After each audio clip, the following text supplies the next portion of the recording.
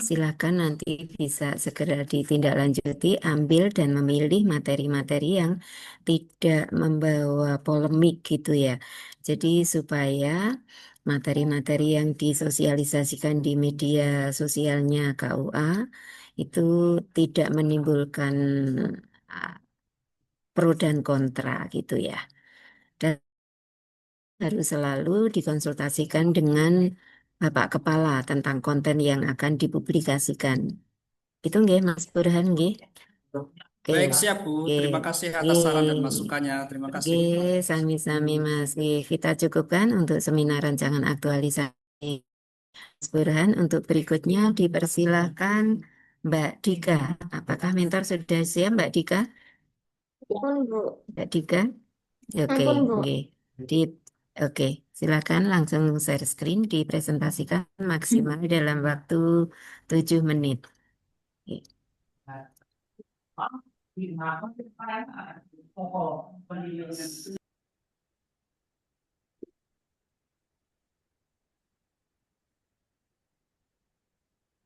Assalamualaikum warahmatullahi wabarakatuh.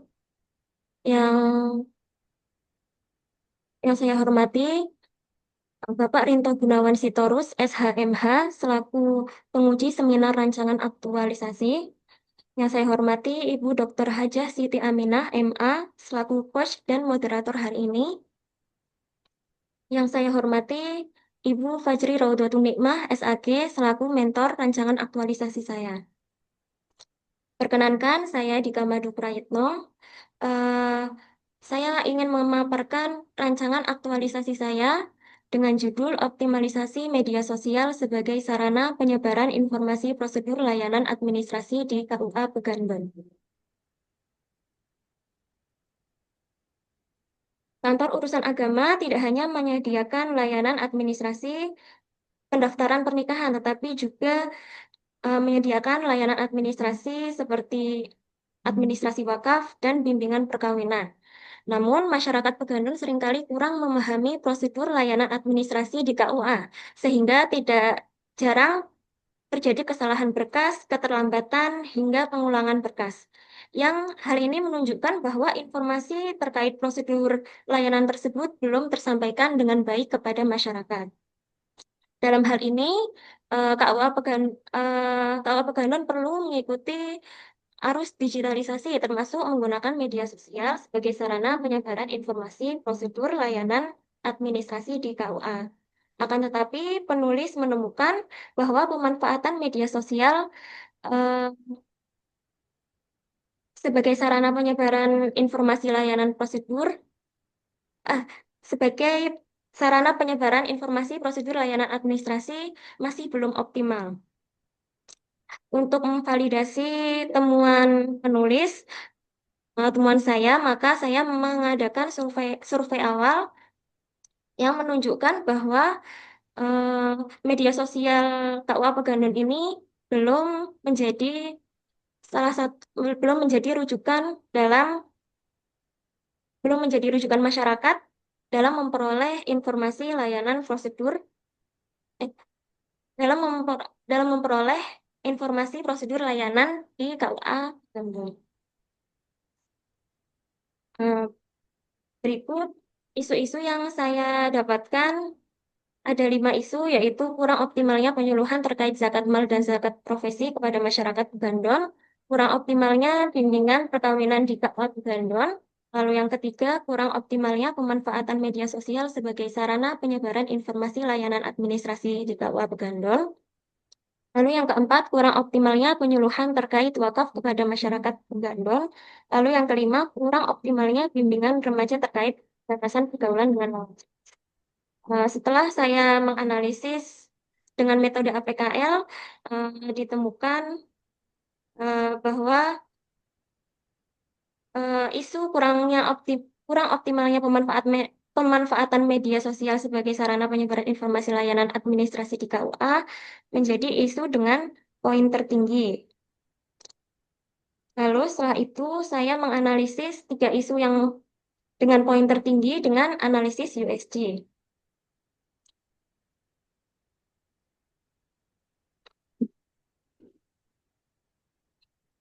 Kemudian setelah menemukan core isu, saya menganalisis faktor-faktor penyebab terjadinya isu tersebut, yaitu dengan diagram Fishbone ini.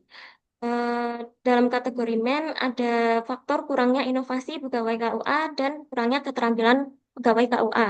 Lalu dalam aspek material, media informasi belum menjangkau seluruh lapisan masyarakat dan penyajian konten informasi kurang menarik. Lalu dalam aspek metode, analisa kebutuhan layanan informasi jarang dilakukan dan akses informasi masih dilakukan secara manual. Lalu dalam aspek milieu atau environment, eh, digitalisasi belum menjadi prioritas dan masyarakat masih bergantung pada informasi secara lisan. Sehingga saya eh, dari isu tersebut saya mengambil gagasan pemecahan isu, yaitu optimalisasi media sosial sebagai sarana penyebaran informasi prosedur layanan administrasi di KUA Pegandong. Berikut rencana kegiatan yang sudah saya buat. Yang pertama adalah perencanaan rancangan aktualisasi, yang kedua mempersiapkan pembuatan konten informasi, yang ketiga membuat konten informasi, yang keempat mengunggah konten informasi, dan yang kelima monitoring dan evaluasi.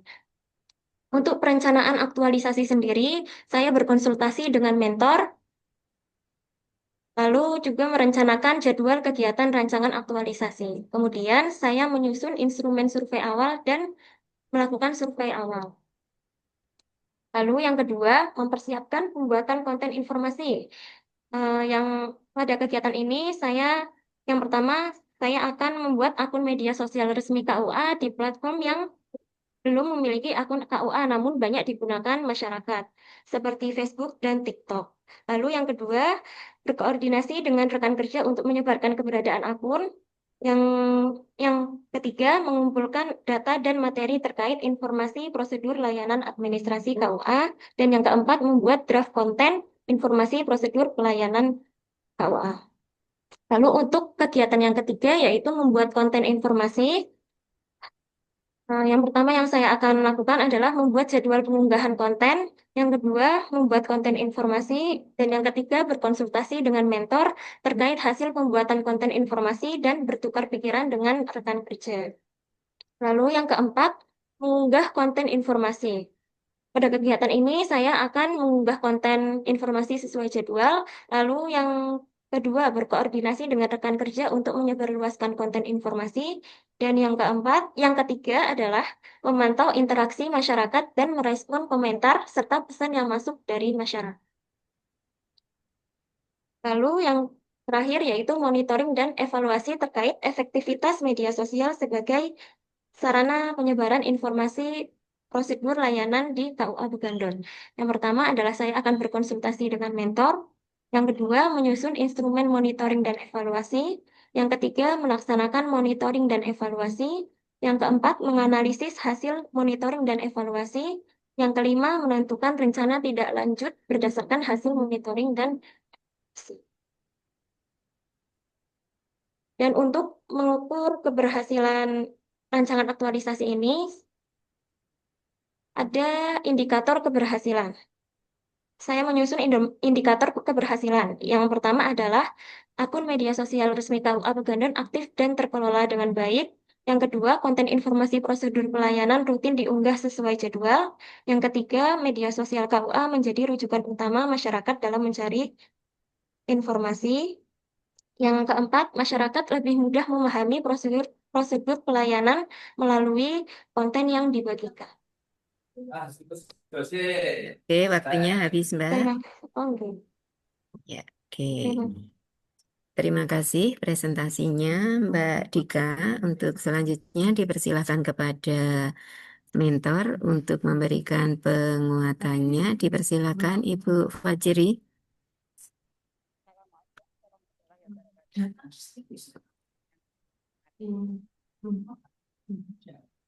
Ibu Fajri, belum ada suaranya ya Ibu. Halo Ibu Fajri, ada suara. suaranya, Ibu. Mbak Dika berdekatan dengan mentor tidak? Mbak Dika,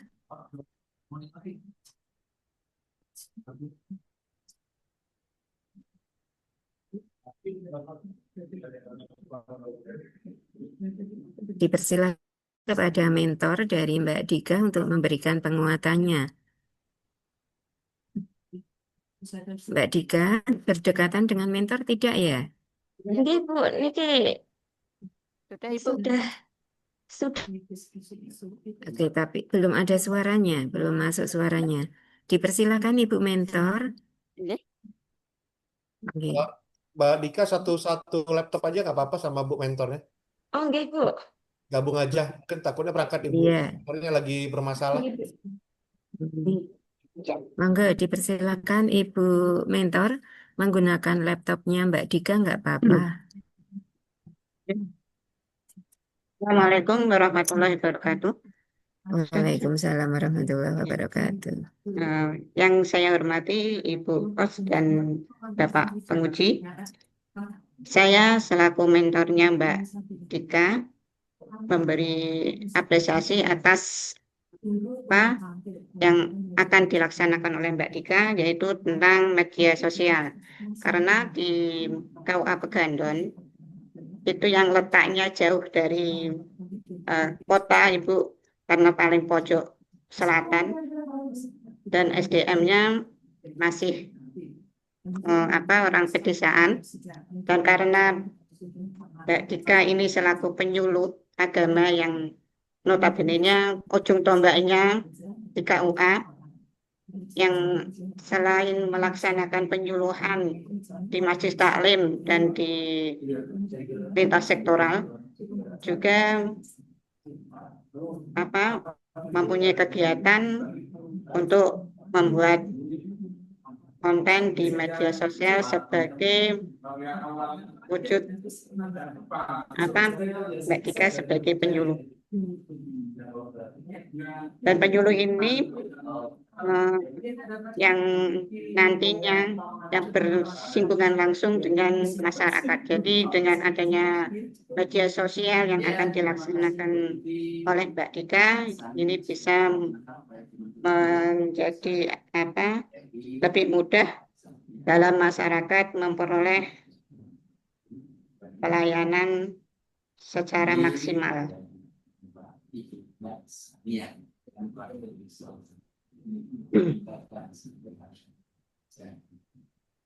Dan itu Bu yang bisa saya sampaikan. Nggih, matur suwun atas penguatannya untuk Mbak Dika, Ibu. Nggih. Untuk berikutnya dipersilakan kepada Bapak penguji untuk memberikan pertanyaannya. Dipersilakan Bapak. Baik, terima kasih Bu Kors. Terima kasih Bu Mentor untuk penjelasan dan dukungannya. Mbak Dika, Oke, Pak. namanya unik Dika Madu. Kamu ini ya, dulu orang tuanya waktu mau ngelahirin kamu ngidam minum madu ya.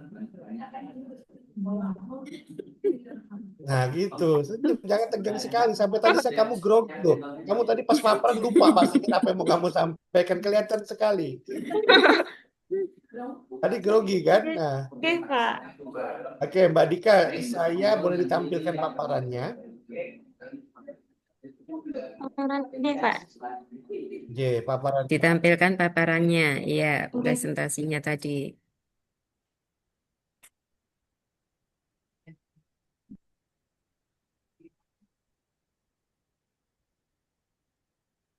Oke, Mbak Dika, Oke. saya mau nanya, ini yang buat paparan siapa?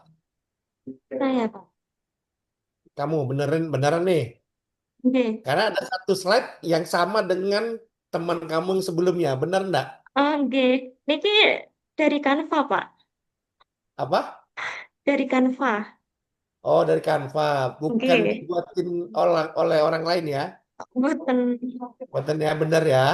Oke. Karena kami sebagai penguji tidak membenarkan adanya plagiat, kan seperti itu. Namun kalau kamu sudah menjelaskan dari Canva, karena saya ingat betul tuh ada walaupun saya memang sudah berumur, sudah tua, tapi masih memori saya masih ingat lah, karena baru terjadi tadi. Tapi kamu sudah menjelaskan, terima kasih. Nah, Mbak Dika boleh dimasukin di tahapannya nggak? Karena ada yang Oke, dapat penjelasan dari kamu. tahapan. Iya, bagian tahapan coba.